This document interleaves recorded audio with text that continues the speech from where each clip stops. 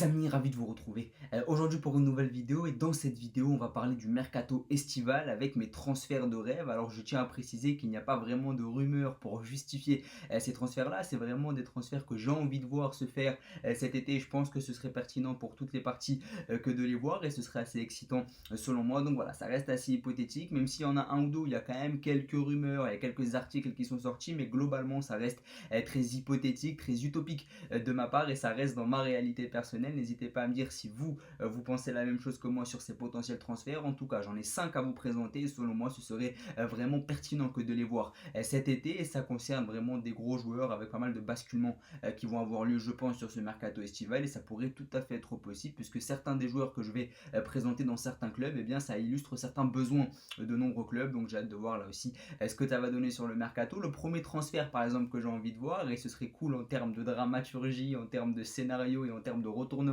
de situation, ce serait Marcus Rashford du côté de Liverpool et c'est le seul transfert des 5 que je vais vous présenter où il y a vraiment eu quelques rumeurs quand même sur les derniers jours. C'est pas totalement infondé, ça fait des années que j'ai envie de voir Rashford du côté de Liverpool, tout simplement parce que Marcus Rashford était en situation d'échec du côté de Manchester United. Il avait été prêté à Aston Villa en janvier dernier et son aventure du côté de Birmingham elle a été plutôt positive. C'est un joueur qui a montré de très belles choses. Je me rappelle surtout sur le quart de finale de Ligue des Champions face au Paris Saint-Germain où il avait été très très bon, notamment sur le match retour. Là je le suis sur Instagram, je pense comme de nombreux comme de nombreux fans de football, de nombreux clubs aussi. Je pense que beaucoup de clubs regardent un peu les stories de Marcus Rashford pour voir un peu ce qu'il fait de ses vacances et c'est vrai que Rashford a l'air vraiment de travailler énormément. Il met beaucoup de stories de lui à la salle de sport, etc. Donc c'est un joueur qui a vraiment envie de revenir. Alors ça fait partie d'une campagne de communication aussi, mais c'est un joueur qui travaille énormément pour revenir au plus haut niveau. Lui qui a pu être critiqué quand même pour son hygiène de vie il y a quelques mois quand il était du côté de Manchester United. Donc j'ai hâte de voir là aussi l'avenir de Marcus Rashford. Alors on l'annonce énormément du côté du FC Barcelone pour compléter l'attaque catalane aux côtés de Rafinha, de Yamal et d'un Lewandowski plutôt vieillissant. Lui qui est très complet.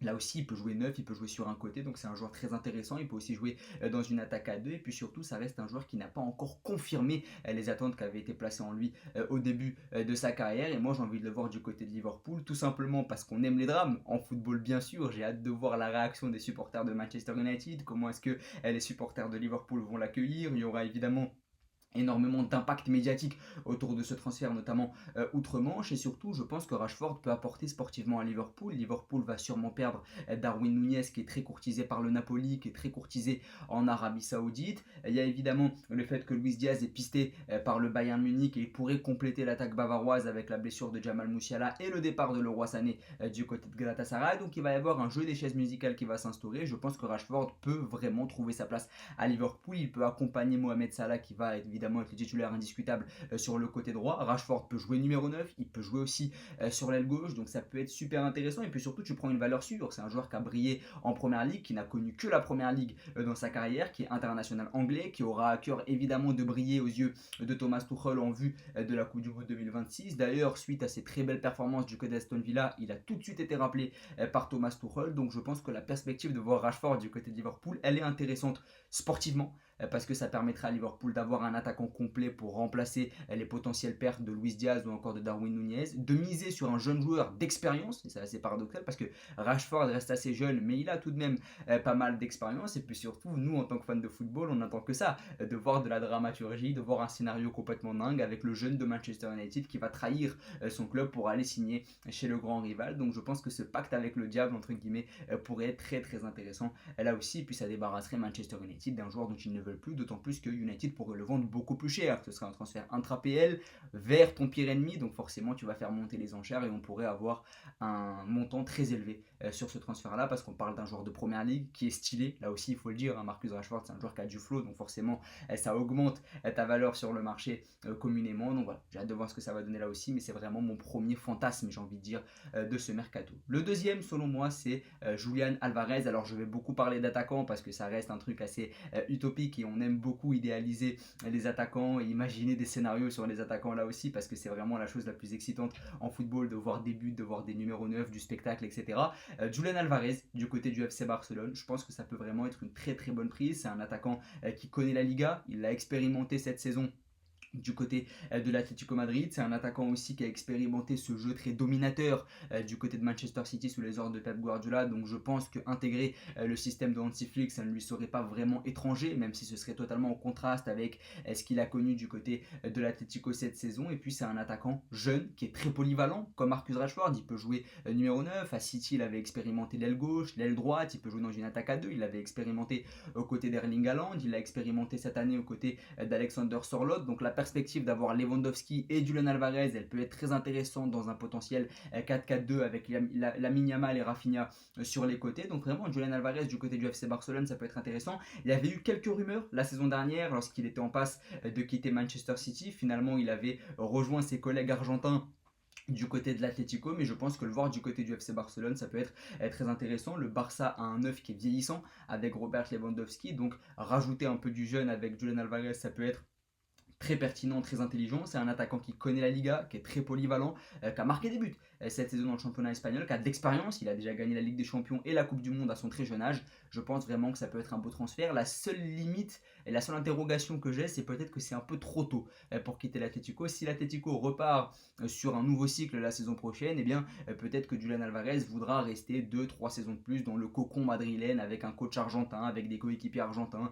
Peut-être que partir au bout d'une saison, ce serait un peu prématuré pour un joueur qui a signé très cher l'an dernier du côté d'Atlético. Donc je vois mal l'Atlético le vendre à un concurrent direct alors qu'ils l'ont signé à prix d'or la saison dernière et qu'ils n'ont pas encore exploité le plein potentiel du joueur. En tout cas, moi, c'est un transfert que j'aimerais beaucoup voir. On parle maintenant du transfert que j'ai le plus envie de voir sur ce mercato, c'est l'épine K Rodrigo. Alors beaucoup l'annoncent du côté du Real Madrid, du côté de Liverpool, l'ailier du Real Madrid, pardon. Alors évidemment, son cas va cristalliser énormément de tensions et d'enjeux du côté de Madrid cet été. Xabi Alonso n'a pas l'air de le vouloir dans son collectif. Lui a multiplié les sorties selon lesquelles il était mécontent de son statut du côté de la capitale espagnole. Donc je pense que Rodrigo va être l'une des principales attractions de ce mercato estival et je pense que beaucoup de clubs vont évidemment se bousculer pour lui puisqu'il a énormément de références et je pense qu'il fait partie de cette catégorie de joueurs qui n'est pas vraiment titulaire au Real Madrid, qui est le club le plus prestigieux du monde, mais qui pourrait être titulaire un peu partout. Malheureusement, cette année, il a les meilleurs joueurs du monde dans les pattes avec Mbappé, Vinicius, Bellingham. Donc même si tu es super talentueux, c'est toujours dur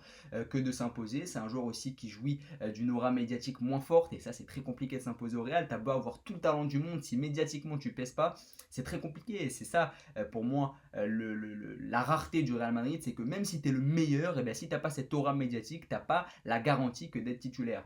Selon moi, je pense que c'est un joueur qui peut être titulaire absolument partout. Je rappelle quand même que depuis le début de sa carrière, Rodrigo n'a jamais joué à son poste. Et ça, c'est vraiment quelque chose d'assez paradoxal et d'assez fou de se dire qu'à son jeune âge, avec toute l'expérience qu'il a déjà accumulée, avec tous les faits d'armes qu'il peut avoir, notamment en Ligue des Champions, il a déjà remporté 2 coupes aux grandes oreilles avec le Real, il avait évidemment réussi à retourner la situation face à Manchester City en 2022 sur ce doublé complètement dingue. En 2024, il était aussi dans cette attaque à deux avec Vinicius, l'un des principaux artisans du Real. Et à ce moment-là, on s'est dit, ça y est, Rodrigo va devenir titulaire au Real Madrid. Et finalement, l'arrivée de Mbappé a redistribué les cartes aux yeux de Carlo Ancelotti la saison passée. On peut comprendre que Rodrigo soit quelque peu mécontent d'avoir perdu ce statut de presque titulaire qu'il avait acquis l'année dernière parce que Mbappé est arrivé. Malheureusement, il a un peu tout bouleversé là aussi. Rodrigo est éclipsé par les meilleurs joueurs du monde qui ont une aura médiatique plus importante, alors que je pense que Rodrigo a beaucoup plus de talent pur que Vinicius ou que Mbappé. Même Bellingham l'avait dit il y a quelques mois. Et je pense que Rodrigo, j'ai fini le teasing,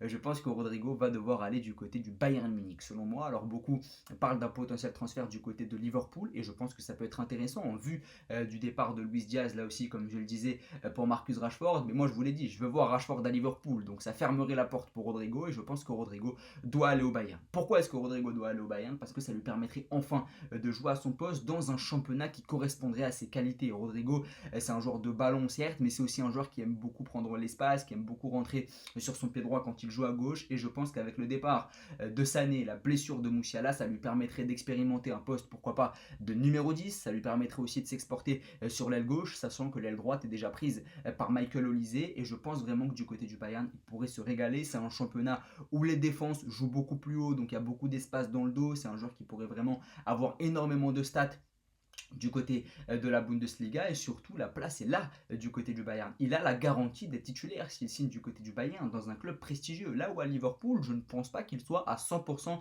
titulaire lorsqu'il arrive aux yeux d'Arne Slot, alors qu'au Bayern, la porte elle est vraiment ouverte sous les ordres de Vincent Kompany. Ça lui permettrait pour la première fois de sa carrière de jouer à un poste qu'il connaît. Ça lui permettrait aussi d'intégrer une équipe compétitive, mais qu'il est quand même moins que le Real Madrid avec moins de concurrence devant parce qu'il y a la blessure de Musiala, il y a le départ de Leroy Sané.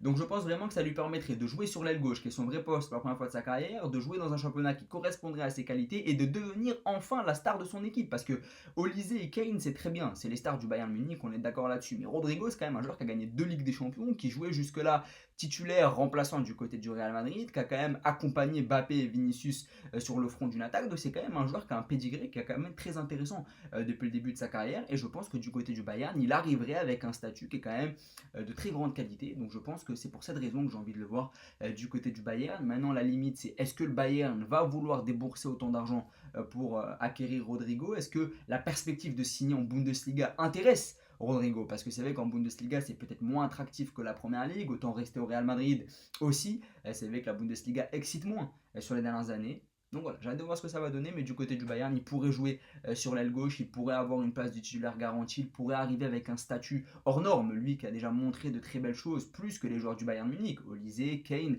c'est des joueurs qui n'ont toujours pas gagné la Ligue des Champions par exemple, là où Rodrigo en a déjà 2. Donc voilà, ça peut être intéressant et j'ai hâte de voir ce que ça va donner, même si Rodrigo à Liverpool, ça m'enthousiasme aussi pas mal que de le voir en première ligue, bien sûr. Et on parle de des derniers transferts, c'est un petit package que j'ai fait parce que ça concerne le même club, c'est la Juventus et je veux apporter 2 recrues à la Juve cet été. J'aime beaucoup Igor Tudor, donc j'ai envie vraiment de le régaler et je pense que Jadon Sancho et Diego Moreira devraient signer du côté de la Juve. Alors c'est un peu tiré par les cheveux dit comme ça, mais j'ai envie quand même de m'expliquer parce que c'est vrai que là on a quitté un peu Rodrigo, Rashford, les étoiles du football, etc. pour aller chez des joueurs un peu plus modestes. C'est vrai que Diego Moreira c'est un joueur de Ligue 1 qui évolue à Strasbourg, Jadon Sancho c'est un joueur qui est encore une fois dans une situation d'échec parce que pour le moment il n'a pas de club, mais je pense que c'est 2 joueurs qui peuvent énormément apporter à la Juve. Je rappelle que la Juve sort d'une saison assez moyenne mais où tu as quand même réussi à te qualifier pour la Ligue des Champions. Il y a un projet qui va s'installer avec Igor Tudor qui a acquis la continuité de la part du bord de Turinois, donc là ça peut être intéressant la saison prochaine. C'est un coach jeune qui a des idées, donc j'ai hâte de voir ce que ça va donner. Je pense que dans cette défense à 3 qui fait la part belle au piston, comme on l'a vu du côté de l'Olympique de Marseille où Nuno Tavares, Jonathan Klaus avaient réalisé de belles saisons sous les ordres du coach croate, je pense que Diego Moreira peut vraiment s'imposer du côté de la Juve. Pourquoi? Parce que Diego Moreira cette année du côté de Strasbourg, il a évolué à ce poste de piston gauche et il a été très intéressant et il avait déjà été pisté par la Juventus Turin au début de ce mercato. Il y avait eu quelques rumeurs, mais globalement il devrait rester du côté de Strasbourg pour enchaîner une deuxième saison et disputer la Conference League avec le club alsacien. Mais je pense que dans ce poste de piston gauche de la Juventus Turin où il n'y a pas vraiment de piston, Cambiasso selon moi ça reste assez limité. Je pense que si la Juve veut aller chercher un jeune piston pour essayer d'écrire une nouvelle page de son histoire, je pense qu'il faut aller chercher Diego Moreira. C'est un joueur qui est devenu international belge, c'est un joueur qui a acquis une certaine forme de statut en Ligue 1 aussi, qui a gagné une belle cote aussi sur le marché parce qu'il est assez jeune, 21 ans. C'est un joueur qui a de l'expérience quand même à son jeune âge. Il a déjà été à Chelsea, à Benfica, à Lyon, donc c'est un joueur qui connaît aussi pas mal le monde du football professionnel alors qu'il n'a que 21 ans. Et à ce poste de piston, je pense que la Juve devra aller le chercher parce que rares sont les vrais pistons aujourd'hui. Et Diego Moreira, c'est un ailier à la base qui a réussi à bien défendre cette saison, à gagner en capacité défensive. Donc je pense que ça peut être très intéressant là aussi. Et à Jadon Sancho. Et Jadon Sancho, j'ai hâte de le voir du côté de la Juve. Il y a déjà eu des rumeurs aussi qui ont envoyé l'international anglais du côté de la vieille dame. Tout simplement parce que Sancho, il a déjà fait l'Allemagne, il a déjà fait l'Angleterre, c'est des championnats qui lui ont réussi. L'Allemagne, ça lui a réussi. L'Angleterre, un peu moins, parce qu'il a fait l'objet d'un gros transfert du côté de Manchester United. Mais cette année à Chelsea, par séquence, ça a pu être assez intéressant, même si globalement, c'est assez inconstant. Mais je pense que Jadon Sancho va devoir se renouveler. Et pour se renouveler, il faut qu'il découvre un nouveau championnat. Et je pense que la rigueur italienne, la perspective de découvrir un nouveau championnat, ça pourrait relancer la carrière de Sancho. La seule question que je me pose, c'est que la Juve est un club qui est mal géré en ce moment. Et si tu mets un joueur qui est assez inconstant, assez irrégulier, qui peut manquer de sérieux dans un club qui est irrégulier et qui est mal géré, ça peut faire un cocktail assez négatif. Mais globalement, j'ai envie de le voir dans un nouveau championnat. J'ai envie de le voir face à des défenses très rigoureuses. Est-ce que la capacité d'élimination de Sancho peut marcher en Italie? Je pense que le défi pourrait être immense. Et puis surtout, dans un 3-4-2-1, il expérimenterait un nouveau poste où il ne serait plus totalement ailier, mais plus un joueur réaxé. Et je pense qu'elles sont là, les qualités de Sancho. Sancho, c'est un joueur de 1 contre 1, de dribble, mais c'est pas non plus un joueur de profondeur. C'est vraiment un joueur aussi qui aime beaucoup dribbler dans les petits espaces. Et je pense que dans ce 3-4-2-1, dans le demi-espace en numéro 10, avec un Conceição, avec un Yildiz en deux numéro 10, ça peut être vraiment super intéressant. Donc la perspective de découvrir un nouveau championnat, essayer d'inculquer les valeurs de la morale italienne, un peu la discipline, la rigueur, etc. Ça peut être intéressant. Et puis vraiment se relancer sa carrière. Mais la seule interrogation que j'ai, c'est que la Juve est un club instable. Et pour un joueur inconstant comme Sancho, est-ce que c'est vraiment la meilleure des choses? Je ne sais pas, mais en tout cas, je pense que ça peut être intéressant pour lui de découvrir un nouveau championnat. Donc voilà, Moreira et Sancho à la Juve, ça peut être assez intéressant. N'hésitez pas à me dire ce que vous en pensez. N'hésitez pas aussi à vous abonner, à liker, à partager, à me dire ce que vous pensez de ces transferts-là, à me donner vos transferts de rêve aussi en commentaire. On se retrouve plus tard.